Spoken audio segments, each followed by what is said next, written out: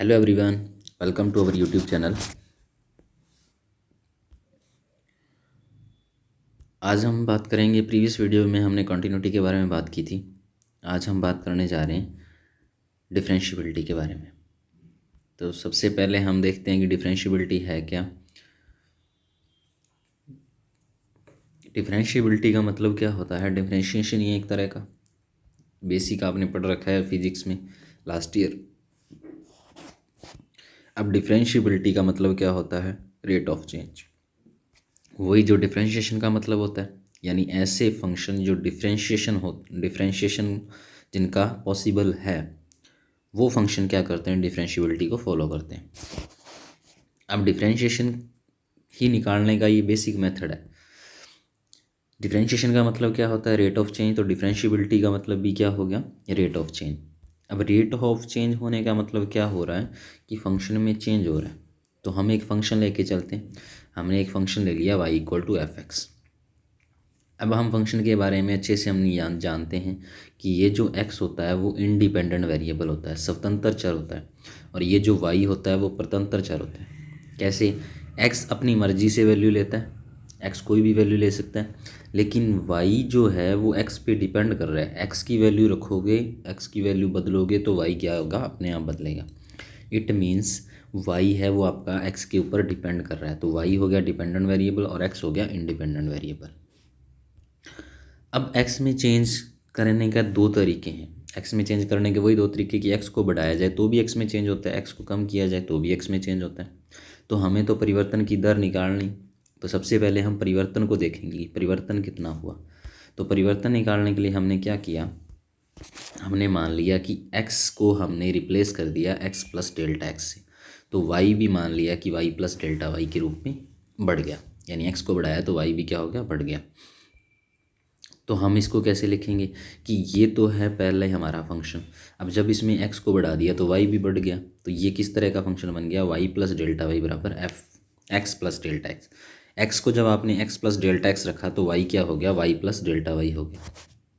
अब परिवर्तन निकालने का क्या तरीका होता है कि दूसरी समीकरण में से मान लो ये 5 है, ये 3 है, इनका परिवर्तन देखना है। तो परिवर्तन देखने के लिए क्या करेंगे कि 3 से 5 पर जाने में कितने का परिवर्तन हुआ, 2 का परिवर्तन। तो कैसे निकालते हैं, 5 - 3। तो परिवर्तन को निकालने के लिए हमने ये कर दिया, y प्लस डेल्टा वाई दूसरी समीकरण में से पहली समीकरण माइनस कर दी, y plus delta y minus Y बराबर f(x) plus delta x minus f(x). तो y से y आपका कैंसिल आउट, बचा क्या यहाँ पे, डेल्टा वाई। तो डेल्टा वाई बराबर क्या बच गया, f(x) plus delta x minus f(x).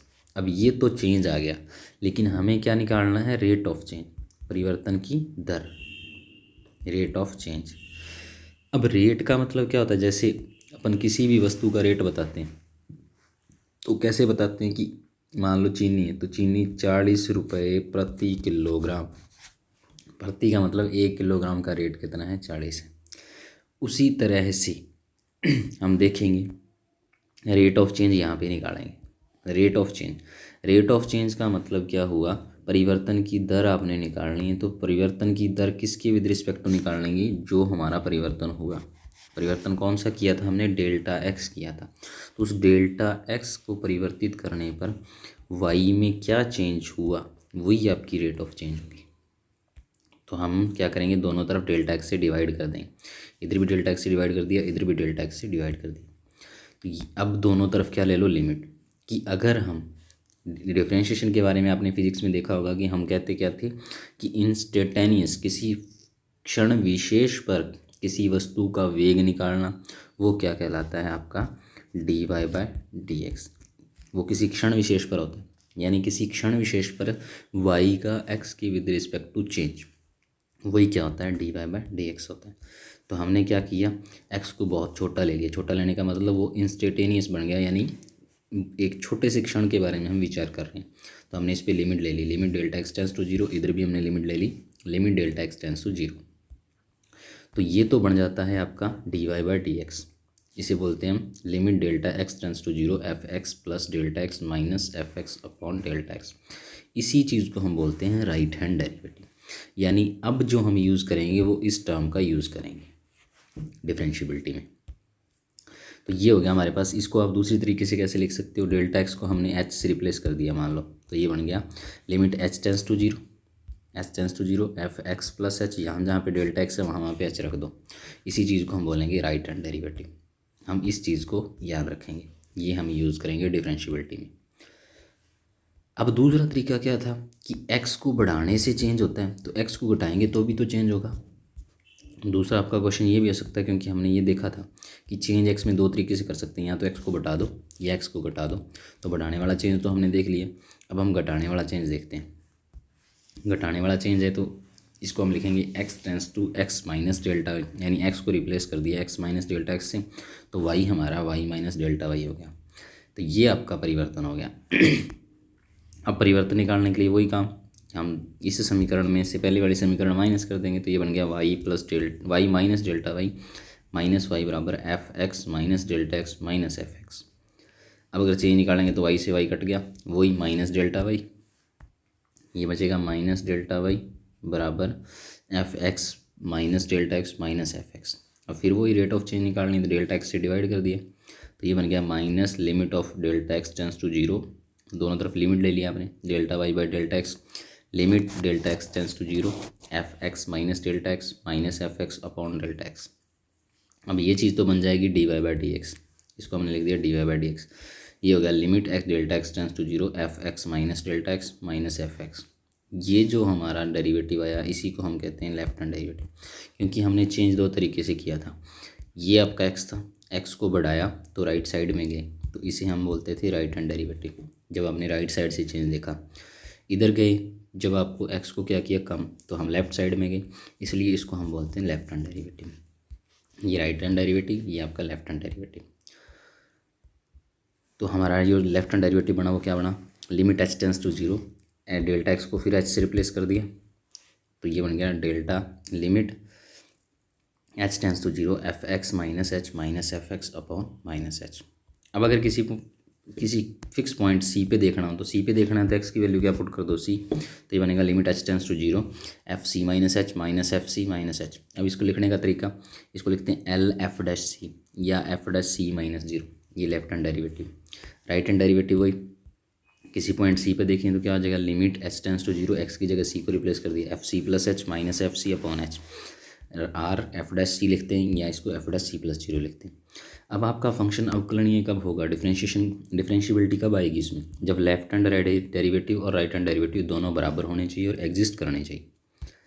यानी कहने का मतलब क्या है कि किसी फंक्शन के लिए आपने अगर डिफरेंशियबिलिटी को चेक करना है, तो डिफरेंशियबिलिटी को चेक करने का तरीका आपका क्या रहेगा कि आपने क्या करना है, सबसे पहले लेफ्ट हैंड डेरिवेटिव निकालना। लेफ्ट हैंड डेरिवेटिव निकालने का मतलब आपने इस फंक्शन के लिए ये लिमिट फाइंड करनी, f c minus h minus F C upon h minus h, ये लिमिट आपने फाइंड करनी। फिर आपने राइट हैंड डेरिवेटिव के लिए लिमिट फाइंड करनी, राइट हैंड डेरिवेटिव का फॉर्मूला ये रहा, ये आपने लिमिट फाइंड करनी। दोनों लिमिट फाइंड करने के बाद आपने ये ध्यान देना है कि वो लिमिट पहली बात तो एग्जिस्ट करनी चाहिए, क्योंकि लिमिट के बारे में पढ़ा है कि लिमिट इन्फिनिटी को अप्रोच कर सकती है, लेकिन हमारी जो लिमिट है वो एग्जिस्ट करने का मतलब क्या हुआ, ये जो लेफ्ट हैंड डेरिवेटिव और राइट हैंड डेरिवेटिव वो इन्फिनिटी नहीं आने चाहिए।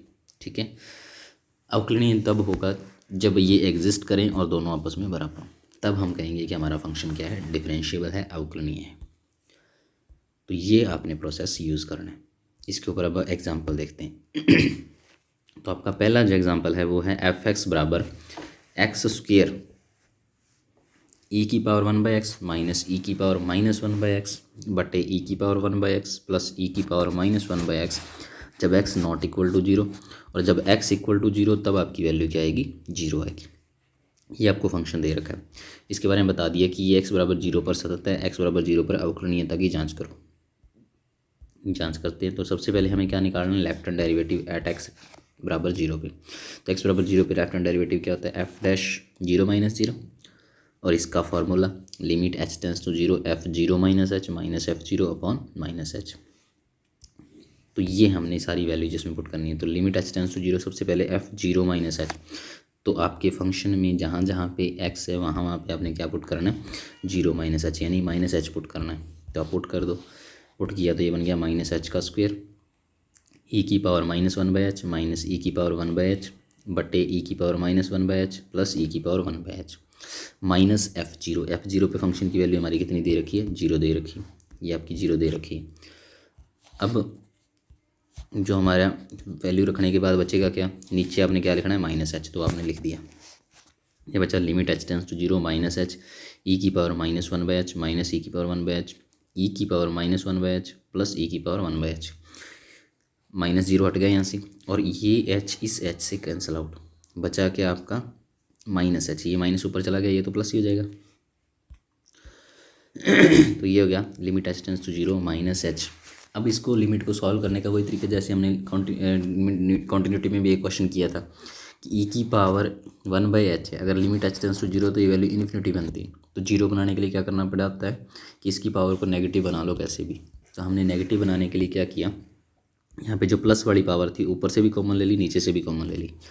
जब आप कॉमन लोगे तो यहाँ तो बनेगा ई की पावर -2/h, यहाँ भी बनेगा ई की पावर -2/h, यहाँ बच जाएगा -1 और यहाँ बच जाएगा +1, यानी ओवरऑल हमारा फंक्शन क्या बचेगा, ये तो आपस में कैंसिल आउट, ई की पावर -2/h -1 बटे ई की पावर -2/h +1, यानी ये बचा क्या, ये बचा हमारे पास limit h tends to 0 -h into E की पावर -2/h -1 बटे ई की पावर -2/h +1, ये हमारा फंक्शन बचा ओवरऑल। अब ये बच गया limit -h tends to 0 -h into limit h tends to 0 e की पावर -2/h -1 ई की पावर -2/h +1। अब ई की पावर -2/h में जब हम लिमिट 0 पुट करेंगे तो ये इन बनेगा क्या, ई की पावर -2/0 यानी ई की पावर -इन्फिनिटी, और ई की पावर -इन्फिनिटी क्या होती है, 1/e की पावर इन्फिनिटी, और ई की पावर इन्फिनिटी कितनी होती है, इन्फिनिटी, यानी 1/∞ वैल्यू कितनी होगी, 0। तो ये वैल्यू आपकी 0 हो गई। ये भी ई की पावर -इन्फिनिटी, ये भी ई की पावर -इन्फिनिटी, ये दोनों वैल्यू 0। तो ये बच गया 0 -1 बटे 0 +1, ओवरऑल क्या बचा 0 इंटू -1, यानी कितनी वैल्यू आ गई 0, यानी हमारा लेफ्ट हैंड डेरिवेटिव कितना आ गया, हमारा लेफ्ट हैंड डेरिवेटिव आ गया 0। अब हम राइट हैंड डेरिवेटिव फाइंड करते हैं। तो right hand derivative at x = 0 कितना हो जाएगा, f'(0 + 0) formula limit h tends to 0 f0 + h minus f0/h। ये हो गया limit h tends to 0 h² e की पावर 1/h माइनस ई की पावर -1/h बटे ई की पावर 1/h प्लस ई की पावर -1/h माइनस 0/h। तो h से h आपका कैंसिल आउट, बचा क्या, limit h tends to 0 h into E की पावर 1/h माइनस ई की पावर -1/h ई की पावर 1/h प्लस ई की पावर -1/h। फिर वही प्रोसेस, आपने ई की पावर +1/h को कॉमन लेके काट देना है, बचा क्या 1 माइनस ई की पावर -2h 1 प्लस ई की पावर -2h। ये होगा limit h tends to 0 h into 1 minus E की पावर -2h बटे 1 प्लस ई की पावर -2h, यानी ओवरऑल क्या बचा, h की वैल्यू जब 0 पुट करेंगे तो ये तो इन ई की पावर -इन्फिनिटी 0 हो जाएगी, बचेगा क्या 0 इंटू 1 बराबर 0। अब ये दोनों डेरिवेटिव हमने देखे, LHD भी 0 है, RHD भी 0 है, दोनों एग्जिस्ट कर रहे हैं 0, और दोनों क्या आ रहे हैं, बराबर भी आ रहे हैं। इट मीन्स हमारा ये जो फंक्शन x = 0 पे क्या है, डिफरेंशिएबल है, अवकलनीय है। ये ओवरऑल आपका एग्जाम्पल था। अब एग्जाम्पल नंबर 2 देखो, f(x) = x1 + 1/3 sin log x², x not equal to 0 और 0 जब x = 0 है। तो x = 0 पर डिफरेंशिएबिलिटी चेक करनी है, वही आपने सबसे पहले लेफ्ट हैंड डेरिवेटिव निकालना है, लिमिट LHD निकालना है, लेफ्ट हैंड डेरिवेटिव निकालो, x = 0 पे होता क्या है, f'(0 - 0), तो ये हो गया limit h tends to 0 f0 - h minus f0/-h। ये हो गया लिमिट h टेंस टू 0। अब फॉर्मूले में वैल्यू रख दो, हमारे पास क्या है, ये है आपका फंक्शन जब x नॉट इक्वल टू 0 है, तो हमने रख दिया -h, x की जगह -h 1 + 1/3 साइन लॉग -h की होल स्क्वायर, माइनस f0 की वैल्यू कितनी है 0, ये हमने रख दी अपॉन -h, फार्मूले में सारी वैल्यूज रख दी, -h से -h कैंसिल आउट, बचा क्या, limit h tends to 0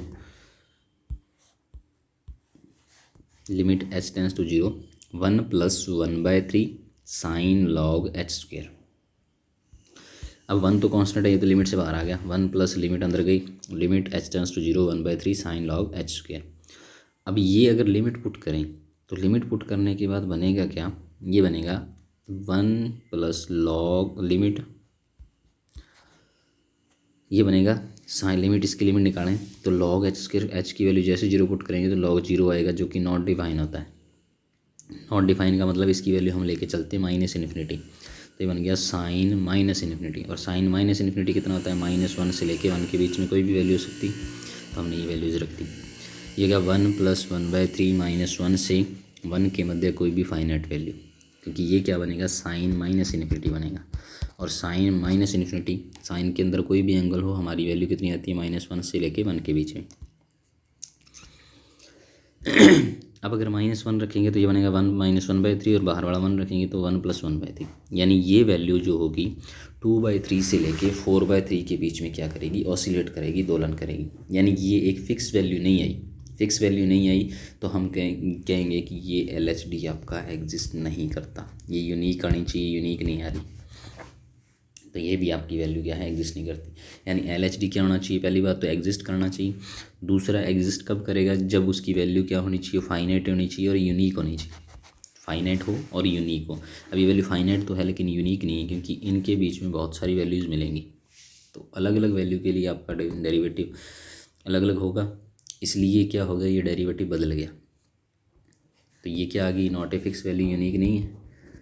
unique नहीं है तो आपका डेरिवेटिव भी क्या है, एग्जिस्ट नहीं करेगा। तो हमें LHD से ही पता चल गया, LHD एग्जिस्ट नहीं कर रहा, तो इसका मतलब क्या हो गया कि फलन है वो x = 0 पर अवकलनीय नहीं है। अब ये सेम क्वेश्चन आ गया आपका एग्जाम्पल नंबर 3 जो हमने कॉन्टिन्यूटी में किया था। इसकी डिफरेंशिएबिलिटी आपने चेक करनी है x = 0 पे, तथा f' के बारे में भी चेक करना है कि वो कॉन्टीन्यूस है। तो सबसे पहले अपना फॉर्मूला वही LHD निकालो। LHD आ गया f' 0 - 0 बराबर limit h tends to 0 f0 - h -f0/-h। Values रख दो, वैल्यू रखी तो आपकी बन गई limit h tends to 0 -h⁻m sin 1/-h -0/-h। अब 0 ये तो गया, हमारे पास बचा सिर्फ ये वाला, ये -h⁻m है, ये -h⁻1 है, ऊपर जाएगी तो माइनस में चली जाएगी, तो ये बन गया -h⁻m-1 साइन -1/h। अब साइन माइनस थीटा क्या होता है, माइनस साइन थीटा, अब माइनस आ जाएगा बाहर, ये बन गया limit h tends to 0 -(-h_m−1 sine 1/h। अब लिमिट h टेंड्स टू 0 ये बन गया -1 × -1 की power m-1 h⁻m-1 sine 1/h। हमने क्या किया, यहाँ से -1 को बाहर निकाल लिया, तो ये बनेगा -1 की पावर m-1 बाहर आएगा। अब ये बन गया -1 की पावर h⁻m-1 साइन 1/h। इसकी आपने लिमिट निकालनी है, ये हमने इसको एक बार समीकरण नंबर 1 नाम दे दिया। दूसरा हमने f' 0 + 0 निकाला, तो ये बन गया लिमिट h प्लस, यानी राइट हैंड डेरिवेटिव निकाला, limit 0 + h minus f0 upon h⁻m sine 1/h -0/h। ये हमने वैल्यू रख दी, तो ये ओवरऑल बन गया h⁻m-1 साइन 1/h।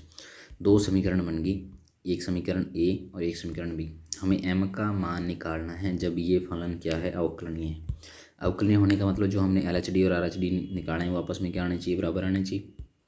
तो दोनों लिमिट को आपने बराबर रख दिया, लिमिट -1 की power m h⁻m-1 sine 1/h, limit h tends to 0 h⁻m-1 sine 1/h।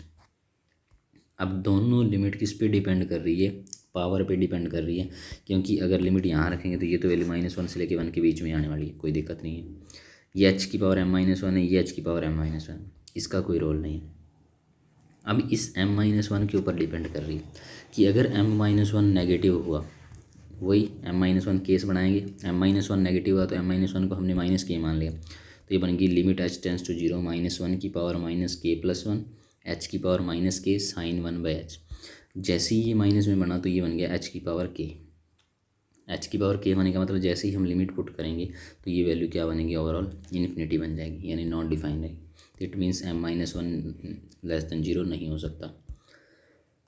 m-1 को 0 के बराबर लेके चले तो 0 के बराबर लेके चलेंगे तो क्या हो जाएगा, -1 की पावर m-1 को हमने क्या ले लिया, 0, m-1 बराबर 0, तो m की वैल्यू कितनी आ जाएगी, 1 आ जाएगी। तो हमें यहाँ तो m की वैल्यू क्या रखनी है, 1, यहाँ हम m-1 को क्या रख देंगे, 0 और साइन 1/h। जब हम लिमिट को चेक करेंगे तो बनेगा क्या, -1 × 1, ये बन गया -1 की पावर 1 h की पावर 0 साइन 1/h। तो ये बन गया -1 एच की पावर 0 कितना बन गया 1 और साइन इन्फिनिटी, और साइन इन्फिनिटी की वैल्यू क्या आती है -1 के लेके 1 के बीच में परिमित वैल्यू। अब फिर ये वैल्यू ऑसिलेट करने लगी, यूनिक नहीं आई, तो इसका मतलब LHD आपका नॉन डिफाइन है। अब अगर m-1 ग्रेटर देन 0 होता तो m-1 को हमने k मान लिया, k माना तो ये क्या बन गया लिमिट h टेंस टू 0 -1 की पावर k प्लस 1। m-1 को आपने क्या माना k, तो m की वैल्यू मानी 1 की पावर m थी, तो m की वैल्यू भी निकालनी पड़ेगी, तो ये बनेगा k प्लस 1। ये हमने वैल्यू रख दी 1 की पावर k प्लस 1 h की पावर k साइन 1/h, तो -1 की पावर k प्लस 1 इंटू 0 की पावर k h जैसे रखेंगे ये बनेगा साइन इन्फिनिटी। अब 0 को किसी से मल्टीप्लाई कर दो, आंसर क्या मिलेगा 0 ही मिलेगा। तो it means right hand derivative में भी यही होने वाला है, उसमें भी m-1 को k रखेंगे तो ये लिमिट क्या बनेगी 0 बन जाएगी। इट मीन्स एक ही कंडीशन है, जब m-1 क्या है ग्रेटर देन 0 है तब आपका क्या बन रहा है, तब आपका फंक्शन में LHD और RH बराबर आ रहे हैं और एग्जिस्ट कर रहे हैं, 0 0 आ रही दोनों वैल्यू, तब हमारा फंक्शन क्या रहेगा अवकलनीय रहेगा। तो m-1 अगर ग्रेटर देन 0 है तब आपका फंक्शन क्या है अवकलनीय है, यानी जब m ग्रेटर देन 1 है तब आपका फंक्शन क्या है अवकलनीय। तो ये हमारा ओवरऑल फंक्शन था। तो m की हमने वो वैल्यू निकालनी थी जहाँ पे हमारा फंक्शन अवकलनीय है। m-1 जब ग्रेटर देन 0 होगा तभी हमारा फंक्शन क्या होगा अवकलनीय होगा। अब x बराबर 0 पे हमने f' की क्या करनी है जांच करनी है कि वो सतत है या नहीं। तो सबसे पहले f(x) हमें ये दे रखा है x की पावर m साइन 1/x, जब x क्या है नॉट इक्वल टू 0 है और x बराबर 0 पे वैल्यू कितनी आ रही है 0 ही आ रही है f(x) की। अब f' निकालते हैं, तो f' निकालेंगे कैसे हमने अवकलन कर देते हैं सीधा सीधा। जब x नॉट इक्वल टू 0 तब हमारा ये फंक्शन है, इसका हमने अवकलन कर दिया, अवकलन कर दिया किसके विद रिस्पेक्ट टू x के विद रिस्पेक्ट टू। तो ये बनेगा क्या u/v मेथड लगेगा, पहले x की पावर m का डेरिवेटिव करेंगे, इसको छोड़ेंगे, फिर हम क्या करेंगे इस चीज़ को डेरिवेटिव करेंगे और इसको छोड़ देंगे, तो ये u/v मेथड होता है। यानी क्या होता है d/dx इंटू u v/u। तो हम पहले क्या करते हैं v को छोड़ते हैं, u का डेरिवेटिव करते हैं, फिर प्लस u को छोड़ते हैं और v का क्या करते हैं डेरिवेटिव करते हैं। ये फार्मूला होता है हमारा u/v मेथड का, ये फार्मूला हम यहाँ पे अप्लाई करेंगे। सबसे पहले हम x की पावर m का करेंगे, तो पावर वाला फार्मूला mx की पावर m-1 साइन 1/x वैसे का वैसे पड़े। फिर हम x की पावर m को छोड़ेंगे, साइन का किया तो कितना आ गया कोस 1/x, और कोस 1/x आने का मतलब इसको हम करेंगे -1/x²। -1/x² कैसे कि 1/x का डेरिवेटिव करेंगे तो आएगा -1/x², ये हमारा डेरिवेटिव रहेगा। अब देखो ये बन गया mx की पावर m-1 साइन 1/x, ये माइनस में ही आएगा कैसे, बीच में हमने ये प्लस का साइन लेना था, तो ये बन गया mx की power m-1 sine 1/x plus इसको x की पावर m को छोड़ा, साइन का कितना हो गया कोस 1/x और 1/x का कितना हो गया -1/x², तो ये माइनस में आ जाएगा बीच में। तो ये ओवरऑल क्या करेंगे, अब देखो हम x की सबसे छोटी पावर को बाहर ले लेते हैं। सबसे छोटी पावर कौन सी x की पावर m-1 और m-2 से सबसे छोटी पावर कौन सी x की पावर m-2, तो हमने इसको ले लिया बाहर लिया, तो ये क्या बन गया x की पावर m-2 mx की power sine 1/x plus cos x। यहाँ एक m बच जाएगा क्योंकि यहाँ पावर कितनी है m-1, m-1 क्या है ग्रेटर देन है किससे m-2 से, क्योंकि m में से यहाँ पे 1 घटा रहे हैं और यहाँ पे क्या घटा रहे हैं 2 घटा रहे हैं, तो बड़ा कौन सा हो गया ये हो गया, तो यहाँ m बच जाएगा। अब f' 0 पे कितना रहेगा 0 रहेगा, बीच में माइनस का साइन ले लेना, तो ये माइनस का साइन आपका यहाँ आ जाएगा। अब ये हमारा नया फंक्शन बन गया, इस फंक्शन को चेक करना है अपने कि x बराबर 0 पे क्या है कॉन्टिन्यूज है। तो कॉन्टिन्यूज होने के लिए क्या करना पड़ेगा 3 चीज़ें, left hand limit, right hand limit और फंक्शन की वैल्यू निकालनी पड़ेगी। तो फंक्शन की वैल्यू तो कितनी है f'0 पे 0 है, LHL निकालते हैं। LHL क्या होती है limit h tends to 0 f'0/h रख दी हमने, वैल्यू रख दी सारी, वैल्यू रखेंगे तो हमारे पास ये बचेगा, यहाँ बीच में माइनस का साइन लेते रहना आप, ये बनेगा -h की power m-2 m-h sign -1/h plus cos -1/h। अब एक साइन का बाहर आ जाएगा माइनस और एक h का माइनस, ये मिलके क्या हो जाएंगे प्लस हो जाएंगे। ये कोस -h क्या होता है कोस माइनस थीटा कोस थीटा होता है, बीच में माइनस का साइन चलता रहेगा। ये बन गया -h की power m-2 mh sine 1/h plus cos 1/h। अब हम अगर बात करें, ये तो जीरो हो जाएगा क्योंकि इसकी लिमिट निकालेंगे एच साइन एच की, 1/h की, तो जीरो इंटू -1 से लेकर 1 के बीच में, ये भी जीरो। लिमिट कोस 1/h, कोस 1/h क्या बनेगा, कोस इन्फिनिटी, ये भी -1 से लेकर 1 के बीच में, और बाहर वाले h से मल्टीप्लाई करेंगे तो कितना आ जाएगा, जीरो हो जाएगा। अब ये कब जीरो आएगा, जब m-2 क्या रहेगा, ग्रेटर देन जीरो रहेगा। तो ये अब m जब ग्रेटर देन 2 रहेगा तब ये फलन आपका क्या रहेगा, सतत रहेगा। ये आपने ध्यान रखना है। समझ आ गई। सेम आप राइट हैंड लिमिट निकालोगे उसमें भी ऐसे ही करना है, यही आपका प्रोसेस रहेगा। तो फंक्शन आपका अवकलनीय कब रहेगा, जब m-1 क्या रहे, ग्रेटर देन जीरो। और फंक्शन आपका, फंक्शन का डेरिवेटिव है वो सतत कब रहेगा, जब m-2 क्या रहे, ग्रेटर देन जीरो रहे। अब है जी हमारा मोस्ट इम्पॉर्टेंट एग्जाम्पल। ये एग्जाम्पल किस तरह का है कि इस एग्जाम्पल में ये फलन दे दिया, f(x) बराबर mod of x-1 plus 2 mod of x-2 plus 3 mod of x-3 for all x belongs to R। 1 2 3 पर अवकलनीयता की जांच करनी। सबसे पहले जब भी मॉड फंक्शन आ जाए तो उसको यही तरीके से सॉल्व करना है। सबसे पहले मॉड x के बारे में हम जानते हैं कि मॉड x बराबर 0 पर अपना मान बदलता है। कैसे, ये होता है मॉड x का ग्राफ, मॉड x का ग्राफ है। अब मॉड x जब x लेस देन 0 है तब तो आ रहा है नेगेटिव। समझ आ गई। मॉड x की वैल्यू कहाँ पे आके बदलती है, ये रहा,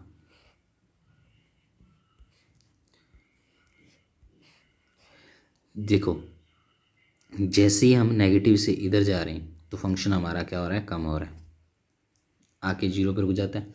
फिर जैसे ही हम आगे बढ़ते हैं तो हमारा फंक्शन क्या हो जाता है, बढ़ना चालू हो जाता है।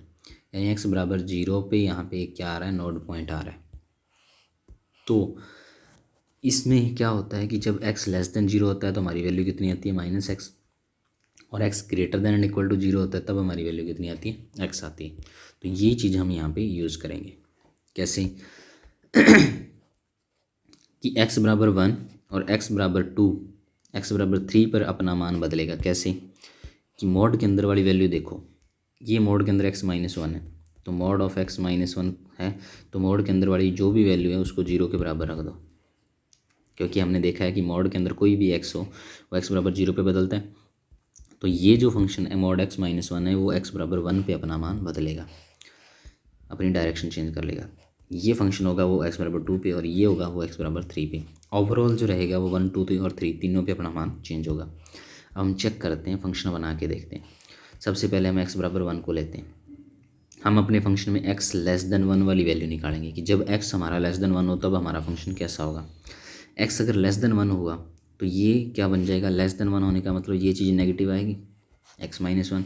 x खुद लेस देन 1 का मतलब x खुद नेगेटिव है, नेगेटिव में से नेगेटिव जा रहा है तो बचेगा क्या, नेगेटिव ही बचेगा। मान लो -2 है, ये बन गया -2 -1, -2 -1 कितना हो गया, -3। तो ये क्या रहेगा, लेस देन रहेगा 0 या इक्वल हो सकता है 0 के। जब x बराबर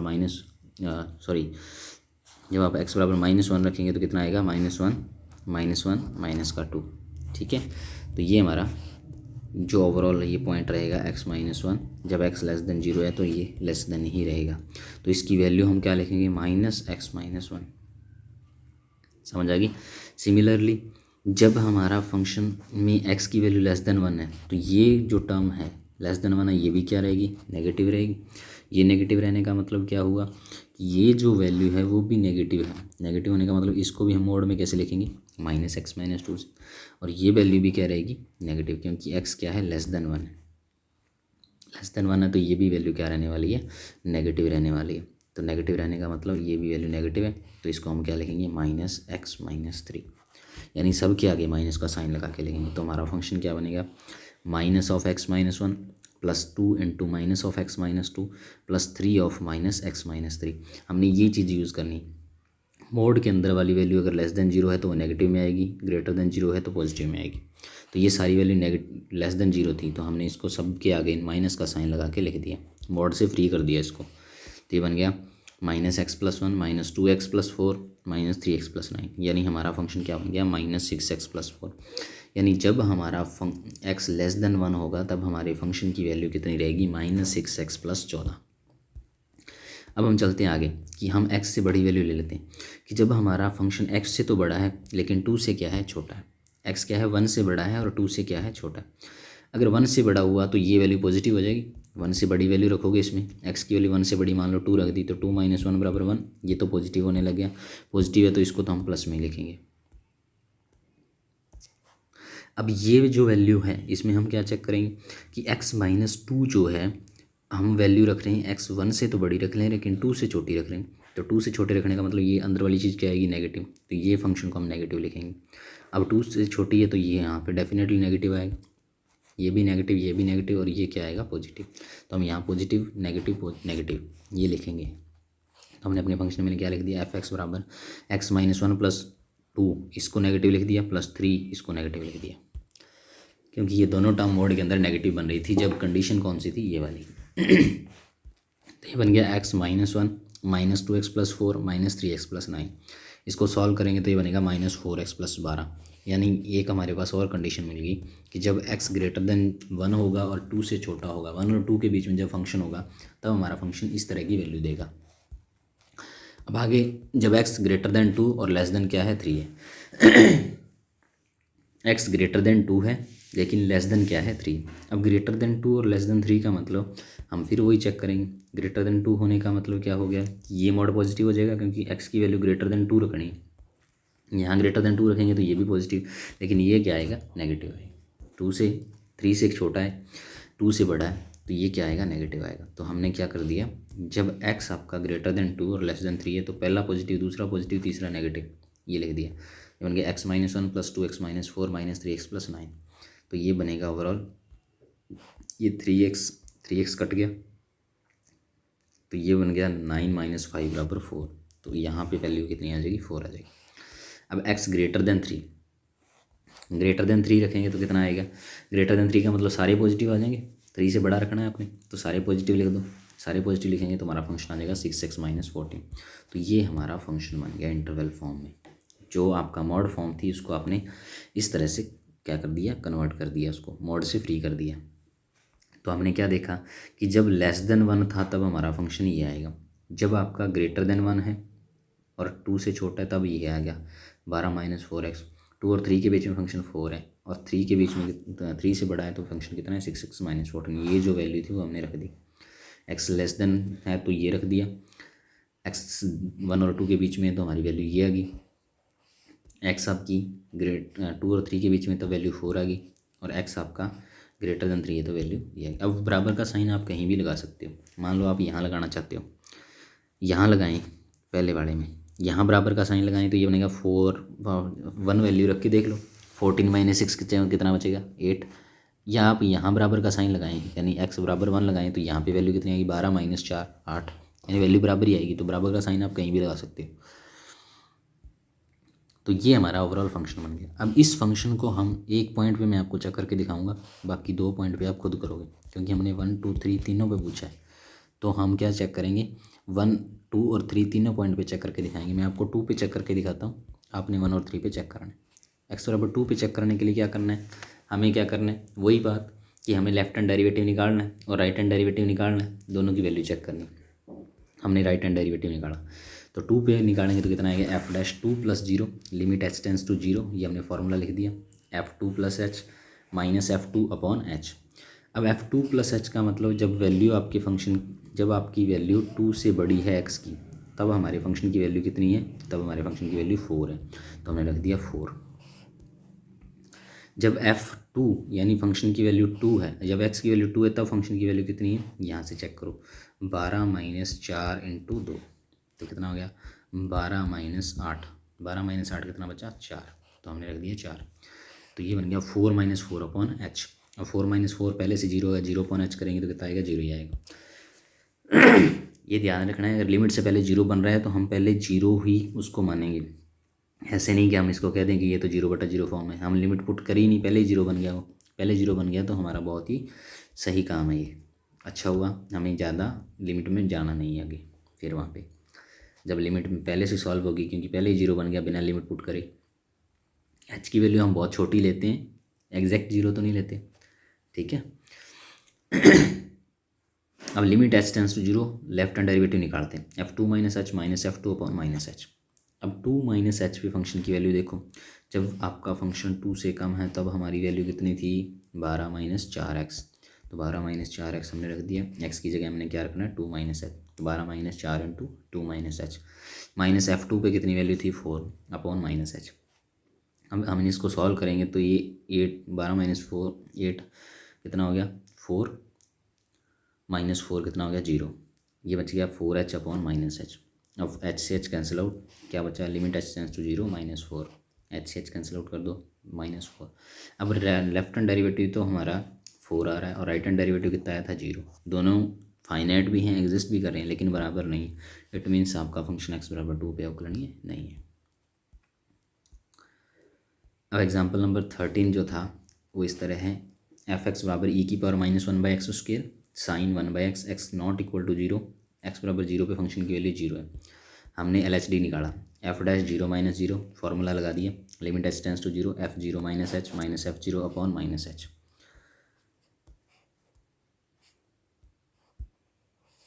अब हम करेंगे इसको सॉल्व। ये बन गया limit H tends to 0 sine 1/h into 1/e की पावर 1/h², ये हमारा बना। अब देखो, अगर लिमिट सीधी पुट कर दें यहाँ पे, sign 1/h into sine 1/h को पुट किए तो ये -1 से लेके 1 की वैल्यू, नीचे कितना बनेगा, 0, h की वैल्यू जैसे 0 रखेंगे और e की पावर 1/h² की वैल्यू रखेंगे तो e की पावर इन्फिनिटी, इन्फिनिटी क्या बनेगा, 0 इंटू इन्फिनिटी बनेगा, जो कि इंडिटर्मिनेंट फॉर्म है। तो हम क्या करेंगे, यहाँ पर प्रसार वाला रूल लगाते हैं। ये बन गया sine 1/h, h into 1 plus 1/h² plus 1/√2 factorial 2 into 1/h की पावर 4। ई का प्रसार ये होता है, ई की पावर x क्या होता है, 1 प्लस x² बाय फैक्टोरियल 2। इस तरह से हमने ये वैल्यू रख दी, प्रसार वाला फार्मूला जो हमने 11th क्लास में पढ़ा था। तो लिमिट एच टेंस टू 0, ऊपर बन गया साइन 1/h, h को अंदर मल्टीप्लाई कर दिया तो ये बन गया h plus 1/h plus 1/2 into 1/h³। तो ये ऊपर तो बनेगा -1 से लेके 1 तक वैल्यू कोई भी, और नीचे बनेगी 0 प्लस इन्फिनिटी, यानी ओवरऑल -1 से लेके 1 के बीच में फाइनाइट वैल्यू अपॉन इन्फिनिटी। तो कितना बन गया, 0 बन गया। तो x बराबर 0 पर आर एच डी निकालेंगे, वो भी वैसे ही, F 0 plus H minus F 0 upon H. ये बन गया e की power 1/h² sine 1/h minus 0 upon H. फिर वही e की पावर 1/h² को नीचे लेके जाएंगे तो ये माइनस में आएगी पावर, ये ध्यान रखना बस, माइनस में। तो ये सारे प्रसार भी इसके क्या आ जाएंगे, माइनस में आ जाएंगे, ये सारे प्रसार माइनस में आ गए, सारे प्रसार क्या आ जाएंगे, माइनस में। माइनस में आएंगे तो ओवरऑल बनेगा यही h minus 1/h minus 1/√ factorial 2 upon 1/h³ sine infinity बटे 0 माइनस इन्फिनिटी तो बनेगा क्या, इन्फिनिटी बनेगा। तो -1 से लेके 1 के बीच में अपॉन 0 इन्फिनिटी, कितना हो गया, 0। यानी LHD और RHD दोनों के आगे 0 आ गए और सेम आ गए। तो x बराबर 0 पे हमारा फलन क्या हो गया, अवकलनीय हो गया। अब कुछ फिजिकल मीन के बारे में हम बात करें अगर, कि फिजिकल मीन क्या होता है। अब मान लो कॉन्टिन्यूटी के बारे में अगर बात करें कि y बराबर f(x) कोई फंक्शन है, अगर उस फंक्शन का हमने ग्राफ बनाया, मान लो ये ग्राफ बन गया उस फंक्शन का, और उस ग्राफ को बनाते हुए हमें कहीं भी पेन को उठाने की ज़रूरत नहीं पड़ी, यानी वो ग्राफ लगातार बना, तो उसे हम कहेंगे कॉन्टिन्यूस फंक्शन। और अगर इस तरह से हुआ, मान लो हमने ये ग्राफ बनाया, फिर यहाँ पे फंक्शन नहीं एग्जिस्ट किया, फिर आगे गए फिर फंक्शन एग्जिस्ट नहीं किया, फिर आगे गए फंक्शन एग्जिस्ट नहीं किया, यानी बार बार टूट रहा है फंक्शन, तो ऐसा फंक्शन आपका क्या कहलाएगा, डिसकंटिन्यूस। समझ आ गई। फॉर एग्जांपल f(x) बराबर mod x ही ले लो, ये एक फंक्शन क्या है, कॉन्टिन्यूस फंक्शन लगातार चल रहा है। लेकिन अगर हम f(x) बराबर जो हमने फंक्शन पढ़ा था x² -9 अपॉन x -3, तो x -3 पे इस फंक्शन की वैल्यू एग्जिस्ट नहीं करती थी। हम कहते थे कि x बराबर 3 पे फंक्शन की वैल्यू एग्जिस्ट नहीं करती थी। जहाँ पे फंक्शन की वैल्यू एग्जिस्ट नहीं करती वहाँ हम कहते हैं क्या, ये होल है। होल का मतलब यहाँ पे कोई वैल्यू नहीं है फंक्शन की। तो यहाँ पे ये फंक्शन x बराबर 3 पे टूट रहा था, तो ये डिसकंटिन्यूस फंक्शन था x बराबर 3 पे। तो ग्राफ बना अगर लगातार बनता जाए तो कॉन्टिन्यूस फंक्शन, अगर टूट जाए बीच में तो डिसकंटिन्यूस फंक्शन। अब डिफरेंशियबिलिटी की बात करें तो y बराबर f(x) यदि फलन का ग्राफ बिल्कुल स्मूथ होना चाहिए, कहीं पे भी तीक्ष्ण मोड़ नहीं आना चाहिए। जैसे हमारा फंक्शन है mod x, यहाँ तीक्ष्ण मोड़ आ जाता है, तो तीक्ष्ण मोड़ आने का मतलब क्या हुआ, यहाँ पे आपका x बराबर 0 पे mod x हमेशा क्या रहेगा, अवकलनीय नहीं होगा। यानी कहने का मतलब कि ग्राफ में किसी बिंदु पर एक ही स्पर्शरेखा खींची जा सके तो उस बिंदु पर आपका फंक्शन डिफरेंशिएबल, और यदि किसी बिंदु पर एक से अधिक स्पर्शरेखाएं खींची जा सके तो वो function non differentiable. For example मैंने एक ग्राफ बनाया, ये ग्राफ कुछ इस तरह से बन गया, यहाँ पे एकदम से तीक्ष्ण मोड़ आ गया। तो यहाँ हम कोई भी पॉइंट ले लें, वहाँ पे सिर्फ एक ही स्पर्शरेखा खींची जा सकती है, कहीं पे भी कोई भी पॉइंट लेके आप चेक कर सकते हैं।